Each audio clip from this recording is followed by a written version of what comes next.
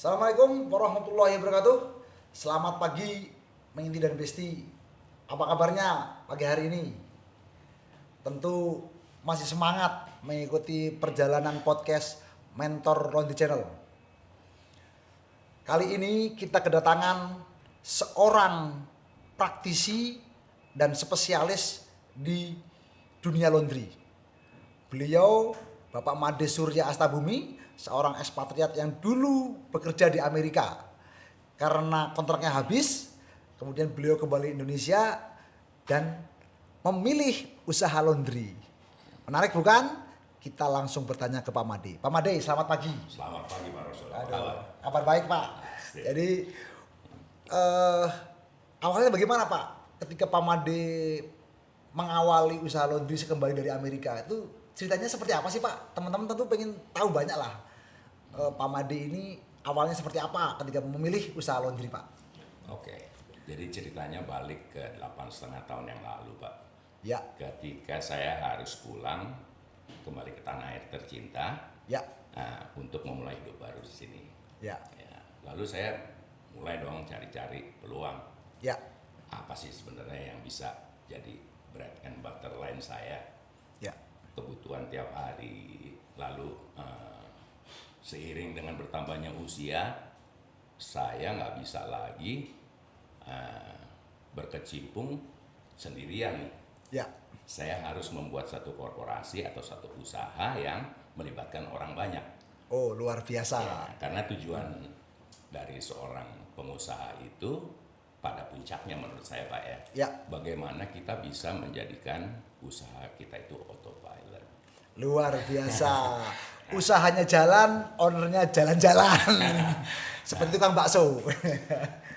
Dari sekian banyak pilihan yang ada di hadapan saya akhirnya memberanikan diri untuk memilih satu usaha yang menurut saya kebutuhan sehari-hari Pak.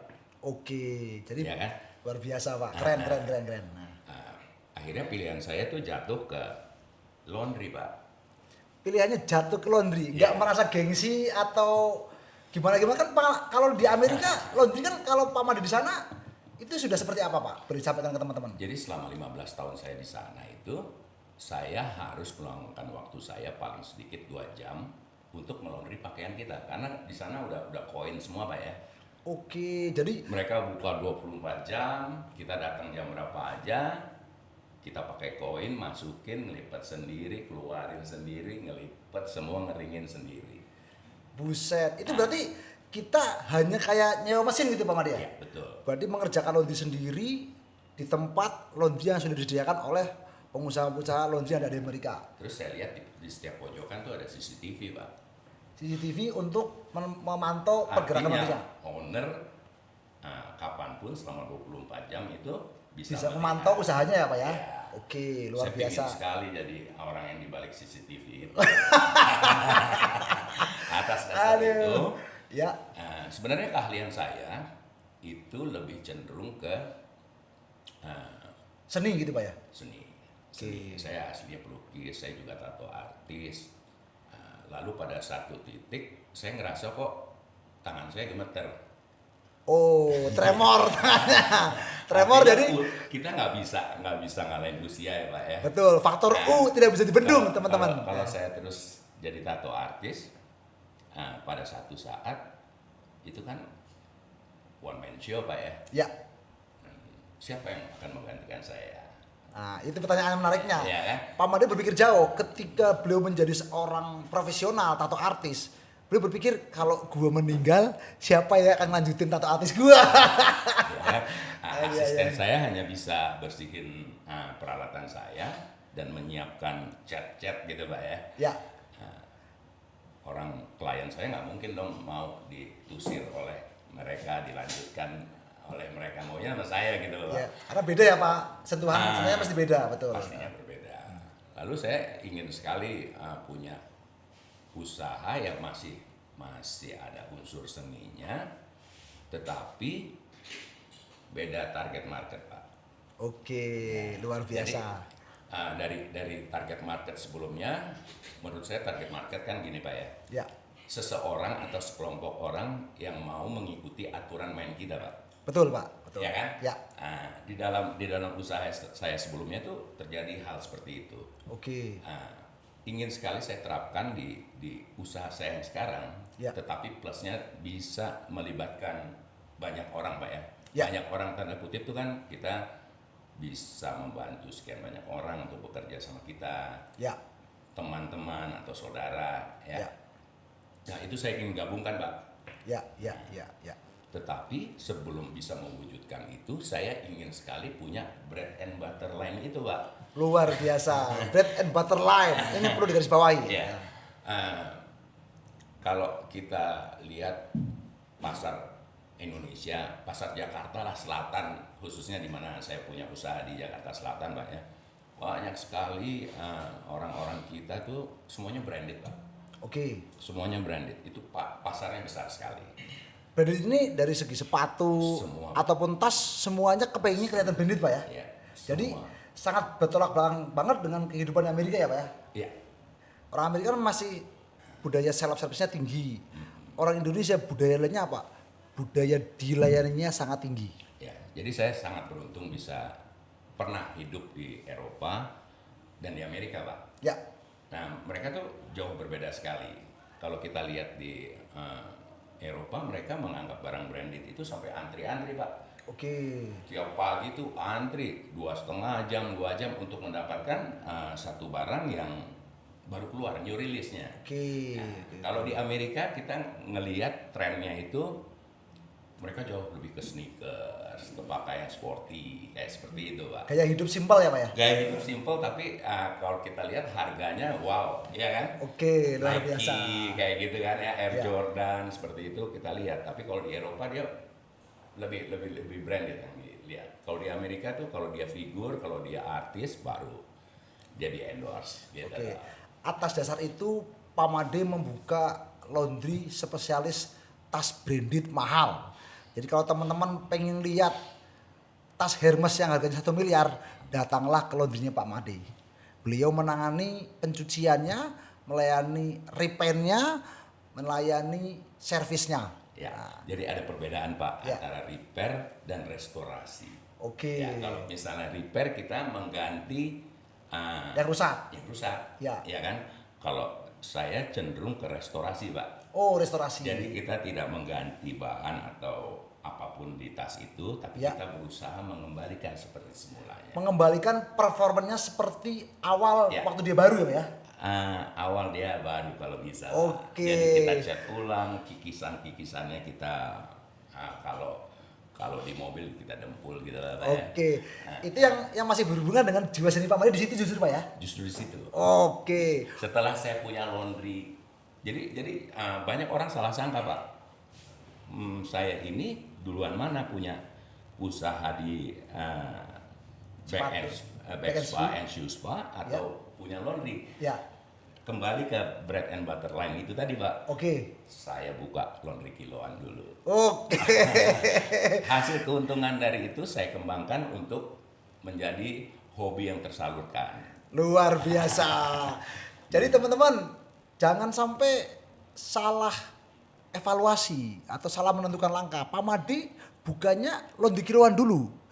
Dari laundry kiloan beliau menemukan sesuatu pasar yang baru ya, Pak ya. Ya, Sesuatu pasar yang belum banyak orang bermain. Kenapa? Susah. Nanganin tas mahal itu gak semua orang mau dan gak semua orang bisa. Dan yang paling penting gak semua orang yakin karena harga tasnya mahal. Kalau rusak, harganya Hermesnya 1 miliar loh. Mau ganti pakai apa, Pak? Gitu loh. Pak Made menginspirasi kita bahwa Pak Made memulai dari usaha yang orang banyak cari. Laundry baju kiloan dulu ya, Pak ya. iya. Baru kemudian melanjutkan ke laundry spesialis bag and shoes. Ini tentunya menarik teman-teman. Jangan sampai salah kaprah, bukannya hanya laundry sepatu Pak Made gitu ya. Iya, Pak. Jadi ngerayunya kurang ini, Pak, kalau Mengarahkannya kurang pas Pak ya. Iya. Jadi Itu kalau gimana kita- Pak? Itu gimana? Kita bisa lihat target market kita ketika kita baju itu masuk, Pak ya. Kita Ya. bisa langsung tahu Ya. bahwa klien atau pelanggan kita ini ada di segmen mana. Oke. ya kan? Ya. Nah, kalau bajunya udah bagus-bagus, kita arahkan ke satuan. Ya, kan? betul. Dari satuan mulai kita arahkan ke sepatu. Luar biasa. Dari sepatu mulai kita arahkan ke tas, gitu loh. Oke. Dan jangan lupa Pak, zaman sekarang laki-laki tuh bawa tas Pak. Kalau dulu Betul. kan ransel ya Pak. Ransel, betul. Ya, zaman saya kan ransel. Udah perubahan zaman dan Udah gaya perubahan zaman. gaya hidup Pak, betul. Ya, Kita punya ini namanya apa namanya? earphone. Udah lain, udah ada tempat sendiri. Tempat sendiri. Charger, belum lagi lain-lain. Akhirnya Dompet, kita, ya. dompet. Belum masker gitu Pak. Belum masker, harus punya tas sendiri, ya kan? Saya sendiri diam-diam punya 4-5 tas kecil. Luar biasa. Ya kan? Dari situ kan kita lihat ya Pak ya. Ya. Berarti target marketnya tidak melulu para ibu-ibu atau para wanita, laki-laki pun juga sudah banyak sekali ya. Luar biasa sekali. Dari pengalaman pribadi beliau bisa mengevaluasi. Kalau gue aja punya 4-5 tas yang tiap hari gue bawa, berarti laki-laki yang lain juga mirip-mirip dong. Berarti juga nanti tasnya kotor, tasnya mau dicuci, tasnya rusak, tasnya perlu dicat ulang. Itu pemikiran pengusaha seperti itu teman-teman. Kemudian Pak Made, Ya. ketika Pak Made membuat laundry, kemudian mengarahkan dari kiloan, ini yang satuan premium, ini yang sepatu, ini yang tas branded, berarti Pak Made menempatkan kasir atau frontline Pak Made sebelumnya sudah dididik dengan bagus dong Pak ya? Iya betul Pak. Jadi kembalinya seperti ini Pak. Yang saya lakukan pertama adalah personal branding dulu Pak. Personal branding, Ya, oke lanjut. setelah personal branding saya training orang-orang dekat saya Ya, untuk bisa melakukan pendekatan bukan di kasir Pak. oke. Ya jadi klien saya itu dari mulut ke mulut Pak. Power of the mouth. Ya kurang lebih seperti itu. Karena begini Pak, kalau kita melakukan segala sesuatunya di kasir, SDM kita itu kan kadang-kadang kembali lagi Pak ya, silih berganti. Ya, jadi gini Pak Made. Banyak teman-teman saya di laundry ini ownernya hebat, ownernya pinter, tapi beliau gagal mendeliver kemampuan atau kepintarannya ke karyawannya. Iya. Makanya Pak Made kayaknya sudah bertransformasi, timnya sekarang juga sudah bisa ngejain Pak Made deh. Makanya ini perlu saya garis bawahi, teman-teman yang nggak berani buka cabang pasti belum melakukan itu. Kita belajar pengalaman dari Pak Made. Jadi beliau personal branding dapat, kemudian power of the mouth kesana sini dapat, pasti beliau juga nggak dikerjain sendiri ya Pak? Iya, sekarang. saya punya 27 orang Pak bantu saya sekarang. Oh, luar Dari biasa. 7 outlet saya sekarang. 7 outlet laundry, karyawannya 27 orang yang membantu mengerjakan pekerjaan utama Pak Made di laundry. Iya. Ya. Di 4 tahun terakhir ya saya jalan-jalan Pak. Oh, Jalan-jalannya saya lebih mengarah mencari ide baru atau mencari ide baru. insight baru ya Pak ya? Mindset baru. Saya juga akhirnya kembali bisa mengembangkan bisnis kuliner saya. Luar Ya biasa. kan? Saya ada kunjungan-kunjungan kemana-mana lah Pak untuk Oke. untuk bisa mengikuti tren saat ini Pak. Itu teman-teman, Mandarin Bestie. Jangan lupa ya, kalau bisnis sudah jalan, jangan pernah diem dan di zona nyaman. Tapi carilah hal baru, insight baru, komunitas baru, bahkan orang-orang baru yang akan memberi kita sesuatu yang baru. Karena hidup ini adalah perjalanan. Betul. Oke Pak Made, ketika Pak Made meng-hire 27 karyawan dengan 7 outlet, Ya. itu sistem kontrol manajemen seperti apa Pak? Saya pakai aplikasi pertama. Kedua, saya tetap melakukan semuanya di satu tempat Pak. Oh, Ya, jadi khusus untuk tas dan sepatu. sus and bag dilakukan di satu tempat agar Pak Made gampang mengontrolnya Iya. secara quality dan secara service Pak ya. Iya, betul. Luar biasa. Teman-teman, itu pelajaran berharga itu. Kalau mengerjakannya beda-beda nanti akan susah untuk mengontrol, akan susah untuk dikontrol oleh Pak Made. Iya. Ini salah satu selling point-nya adalah atau triknya adalah sepatu dan tas brandingnya dikerjakan di satu tempat yang tentunya workshop gede ya Pak. Ada Iya. CCTV-nya Pak Pak. Ada semua Pak. Ada semua. Ada CCTV-nya berarti Pak Made bisa langsung mendrive atau melakukan treatment dari jauh-jauh pun bisa ya Pak ketika kesulitan Jauh, Pak. karyawannya Pak ya? Bisa. Dan karena bisnis usaha saya ini kan kepercayaannya Pak ya. Betul Pak, jasa itu adalah kepercayaan dan kepuasan Pak. Ya. Jadi kembali lagi ke tadi target market kita adalah seseorang atau sekelompok orang yang mau ikut aturan main kita. Oke. Jadi kalau saya sarankan terhadap mereka, ini pengerjaan bisa 1 bulan. Oke. Nah, dia harus nurut sama saya Pak. Kasarnya begitu. Jadi customer yang datang otomatis menyetujui SOP yang Iya. laundrynya Pak Made buat apa ya? Iya betul. Betul. Kalau boleh tahu Pak, nama laundrynya apa nih Pak Made? Saya ada 2 untuk laundry pakaiannya. Saya pakai nama Be Easy. Be Easy Laundry itu Iya. punya Pak Made. Kalau laundry yang pakaiannya. Kalau yang sepatu dan apparelnya Pak? Before and after. B-nya kayak lebah Pak ya, jadi filosofi lebah Pak. Oke.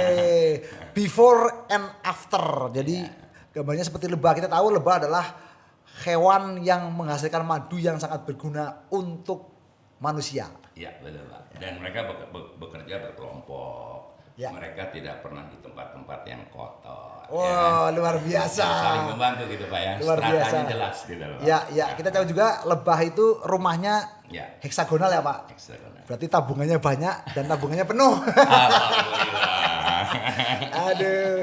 Kemudian Pak Made, ada satu lagi yang menurut saya perlu dikasih tahu ke teman-teman.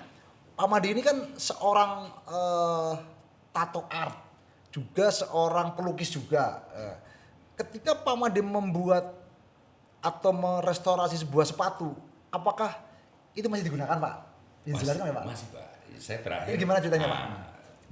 Terakhir itu karena semuanya itu akan berujung pada bagaimana kita matching color Pak. Oke, matching color berarti nyampur warna cat ya Pak ya? Warna. Luar biasa. Dengan fasilitas yang atau dengan cat yang kita gunakan itu semuanya buatan luar Pak. Oh, saya dengar dulu pernah beliau posting di Facebooknya mereknya Angelus, nggak apa-apa. Iya. Saya sebut mereknya Angelus, itu cat mahal dan beliau bisa tinting sendiri, bisa aduk sendiri sampai menjadi sebuah warna yang mirip dengan tas aslinya gitu Pak ya. Ya, dari pengalaman saya menjadi pemateri di beberapa tempat dulu Pak ya. Ya. Di awal-awal saya usaha tuh ada yang mengendorse saya untuk keliling lah Pak ya. Ya. Dari hasil itu problem terbesar bagi para pemula Ya. ataupun para pengusaha adalah ketika mencampurkan cat Pak. Oke. Jadi banyak sekali tempat-tempat reparasi yang hanya menyediakan basic color Pak. Oke. Karena tidak mau repot dan tidak mau menanggung resiko di mana pencampuran cat itu semakin lama semakin lari kan Pak kalau nggak pas. Ya, betul Pak. Habis dong modalnya.